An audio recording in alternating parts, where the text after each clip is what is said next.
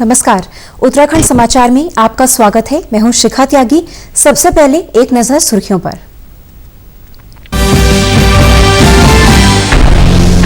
राज्य में लगातार बढ़ते जा रहे कोरोना के मामले। आज सामने आए 9 नए पॉजिटिव केस, 120 पहुंचा मरीजों का आंकड़ा।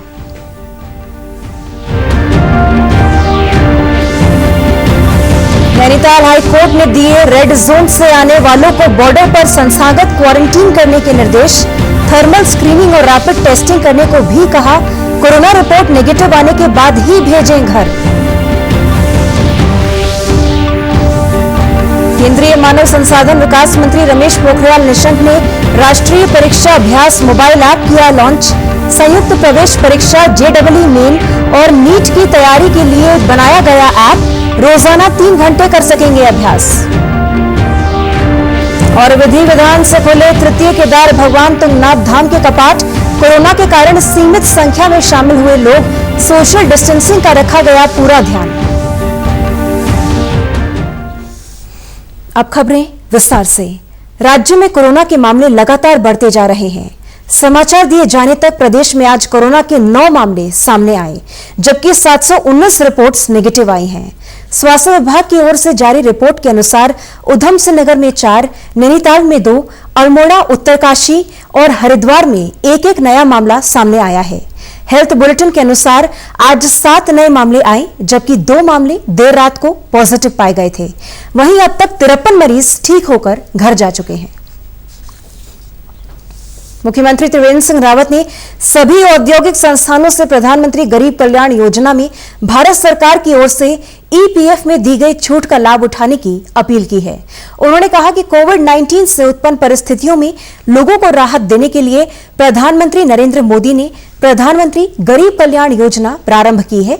इसी के अंतर्गत मार्च 2020 से अगस्त 2020 तक 6 महीने के लिए ऐसे उद्योगों जिनमें 100 या इससे कम कर्मचारी कार्यरत हों और साथ ही 90% कर्मचारी 15,000 रुपए से कम वेतन ले रहे हों, ऐसे कर्मचारियों की भविष्य निधि का अंशदान केंद्र सरकार दे रही है।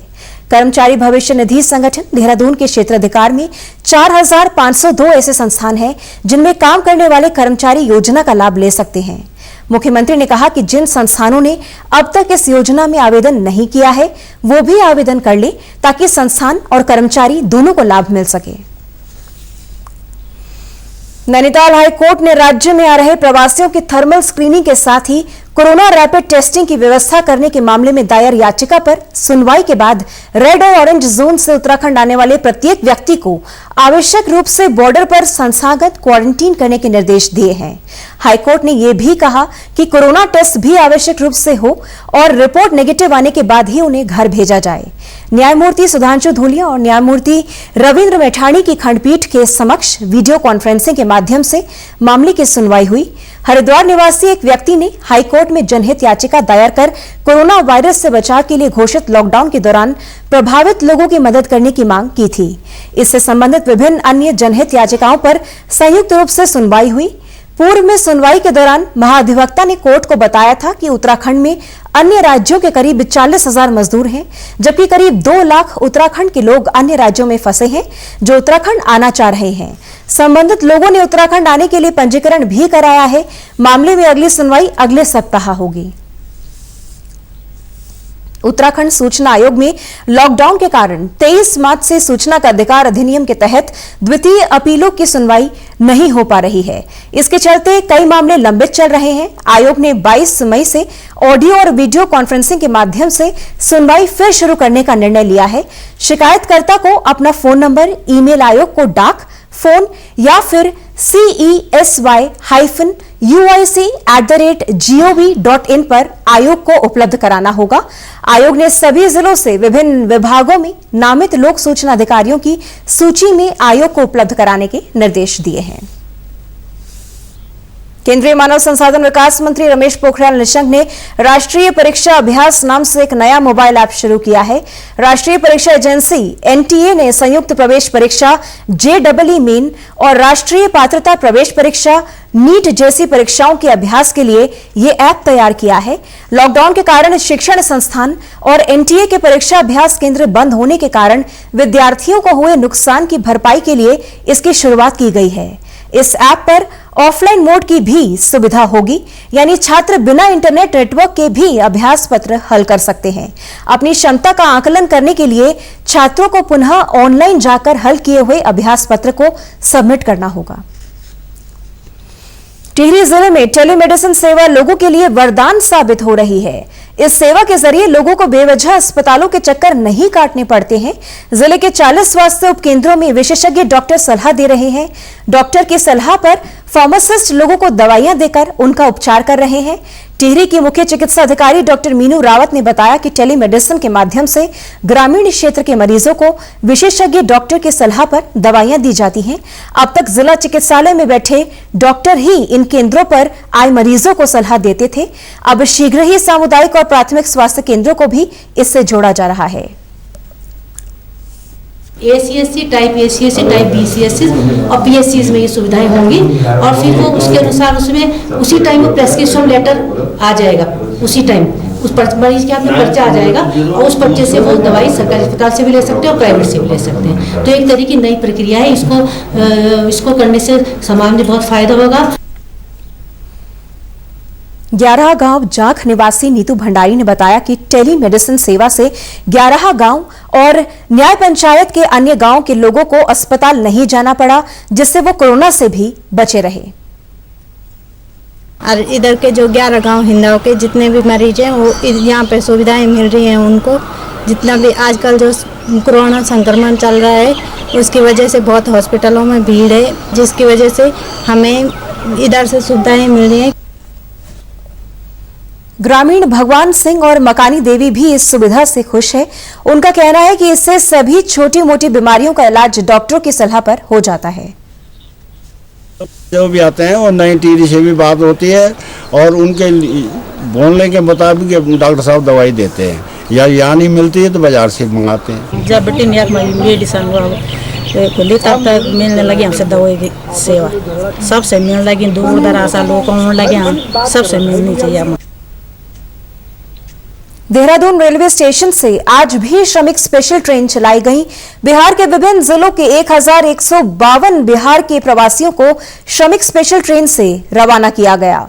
अपर मंडल प्रबंधक NN सिंह ने बताया कि राज्य सरकार के अनुरोध पर स्पेशल ट्रेन चलाई जा रही है, जिसमें राज्य सरकार और रेलवे की ओर से यात्रियों के खाने पीने की व्यवस्था की गई है।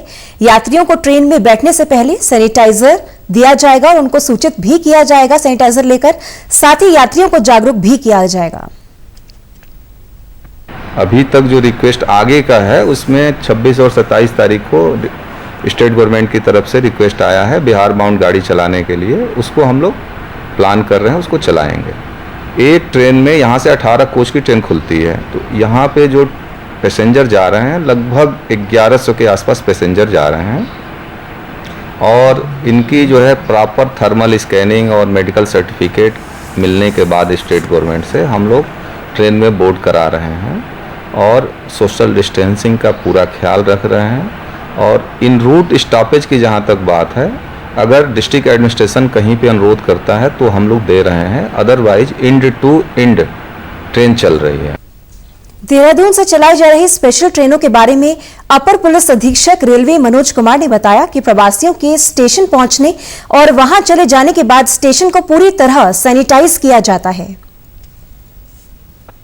इस समय देहरादून में कल 3 ट्रेन गई थी, जिनमें एक मणिपुर और 2 बिहार राज्य के लिए थी।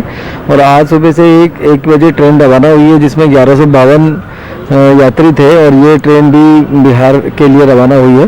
और यात्रियों को भेजने के दौरान हम लोग सोशल डिस्टेंसिंग का अनुपालन करा रहे हैं, साथ ही रेलवे स्टेशन और रेलवे कोचेस को सैनिटाइज कराया जा रहा है। श्रमिक स्पेशल ट्रेन चलने से उत्तराखंड में फंसे बिहार के श्रमिकों के चेहरे पर रौनक नजर आई। ऋषिकेश में मजदूरी का काम करने वाले रफीक का कहना है कि घर जाने से वे बेहद खुश हैं। गांव जा रहे हैं हम, इसी मजदूरी के काम करते हैं यहाँ ऋषिकेश में। सरकार खाने पीने का भी व्यवस्था किया है, बहुत बढ़िया हमें लग रहा है। गांव जा रहे हैं, अच्छा लग रहा है।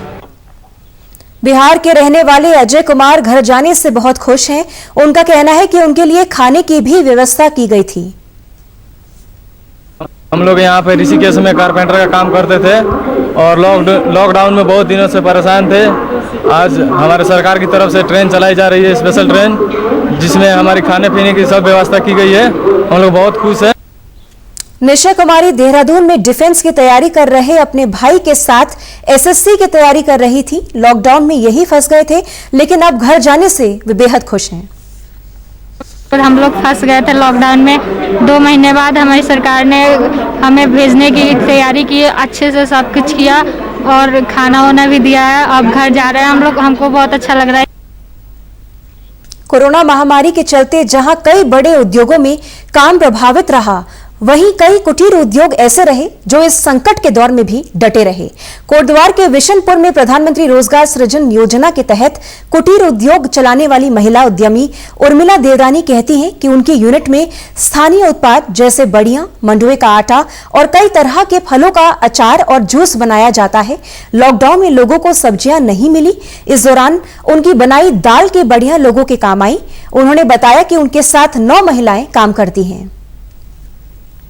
हमारे साथ 8-9 लड़कियां हैं जो हम सारा ये इस यूनिट को जो क्या बोलते हैं ऑर्गेनाइज करने का और उसको चलाने का काम होता है। इसमें सारी हमारे साथ महिलाएं काम करती हैं।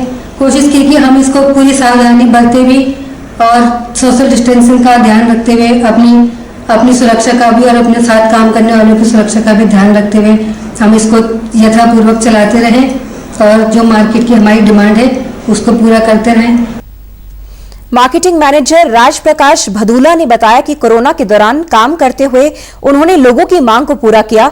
उनके साथ काम करने वाली महिलाओं का रोजगार भी जारी रखा। उन्होंने बताया कि उनकी यूनिट में कच्चा माल सीधे किसानों से खरीदा जाता है, जिससे स्थानीय किसानों को भी लाभ मिलता है। ये कच्चा माल हम लोग उत्तराखंड से सोर्स करते हैं और एक्सक्लूसिवली पहाड़ से। पहाड़ में जो उत्पाद होते हैं, जो हमारी कृषि उपज पहाड़ों की होती है, पोषक तत्वों के लिए बहुत अच्छी मानी जाती है और उसमें कुछ औषधीय गुण भी होते हैं। क्योंकि हमारे पास जो है स्थानीय लोग ही काम करते हैं और हमारा मटेरियल जो है एक बार मैंने आपको बताया सीजन पे सोर्सिंग हो जाती है, तो हमें कुछ खास दिक्कत नहीं आई कोरोना के बावजूद भी। फैक्ट्री में काम करने वाली कामिनी राणा कहती हैं कि वो सभी तरह की मशीनें चला लेती हैं। फैक्ट्री में काम करने से उनके परिवार की आमदनी भी बढ़ी है। 2 साल हो गए काम करते करते। मैं सभी प्रकार की मशीनें चला लेती हूँ। दाल साफ करना हो गया, दाल पीसने वाली मशीन हो गई और आटा साफ करने वाला आटा गेहूँ पीसने वाला मशीन भी चला लेते हैं। गौरतलब है कि प्रधानमंत्री रोजगार सृजन योजना में पिछले दिनों बड़ा बदलाव किया गया है। इस योजना के तहत लोन के लिए आवेदन करने वाले उद्यमियों को अब अलग अलग कार्यालयों के चक्कर नहीं काटने पड़ेंगे। खादी और ग्राम उद्योग आयोग में आवेदन के बाद ही वहीं से लोन की प्रक्रिया पूरी करने के लिए आवेदन को बैंक भेज दिया जाएगा। पंच केदार में शामिल तृतीय केदार भगवान तुंगनाथ धाम के कपाट आज विधि विधान के साथ ग्रीष्मकाल के लिए खोल दिए गए हैं। पूर्वाह्न 11:30 बजे धाम के कपाट खोले गए। मंदिर प्रबंधक प्रकाश पुरोहित ने बताया कि लॉकडाउन के कारण प्रशासन के निर्देश पर डोली कार्यक्रम और कपाट उद्घाटन समारोह में सीमित लोग ही शामिल हुए। मठाधिपति रामप्रसाद मैठाणी ने बताया कि धाम के कपाट पूरे विधि विधान के साथ खोलने की तैयारी पहले से ही कर ली गई थी। पूजा के दौरान सोशल डिस्टेंसिंग का पूरा ध्यान रखा गया। अल्मोड़ा के पंत पार्क में कवि सुमित्रा नंदन पंत की 121वीं जयंती सादगी से मनाई गई। साहित्यकारों और अन्य गणमान्य लोगों ने सुमित्रा नंदन पंत पार्क में उनकी मूर्ति पर माल्यार्पण कर उन्हें श्रद्धांजलि अर्पित की। साहित्यकार डॉक्टर रमेश पांडे ने बताया कि स्वर्गीय सुमित्रा नंदन पंत जैसा साहित्य लिखते थे वैसा अन्य बहुत कम लेखकों में देखने को मिला। उन्होंने कहा कि उनका साहित्य केवल भारत में ही नहीं दुनिया भर में पढ़ा और पढ़ाया जाता है। 20 मई 1900 को जन्मे, कौसानी में जन्मे सुमित्रा नंदन पंत ने 60 वर्षों तक हिंदी साहित्य की साधना की। 150 से अधिक विदेशी विश्वविद्यालयों में हिंदी पढ़ाई जाती है और अधिकांश विश्वविद्यालयों में सुमित्रा नंदन पंत का साहित्य पढ़ाया जाता है। उत्तराखंड के समाचारों में इतना ही। चलते चलते मुख्य समाचार एक बार फिर।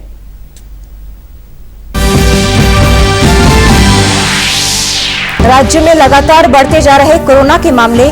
आज सामने आए 9 नए पॉजिटिव केस, 120 पहुंचा मरीजों का आंकड़ा।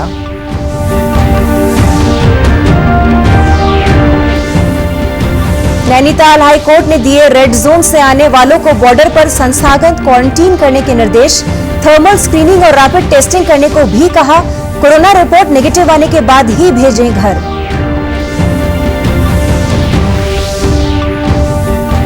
केंद्रीय मानव संसाधन विकास मंत्री रमेश पोखरियाल निशंक ने राष्ट्रीय परीक्षा अभ्यास मोबाइल ऐप किया लॉन्च। संयुक्त प्रवेश परीक्षा JEE मेन और नीट की तैयारी के लिए बनाया गया ऐप। रोजाना 3 घंटे कर सकेंगे अभ्यास।